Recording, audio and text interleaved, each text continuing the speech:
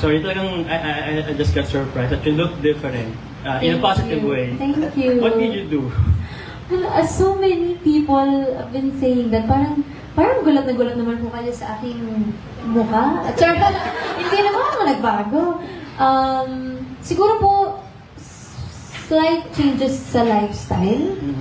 And nag-focus din ako talaga on trying to better myself, for myself. And actually, i-comment ko din yung partner ko si Katie kasi siya din nagkaroon siya ng change in lifestyle.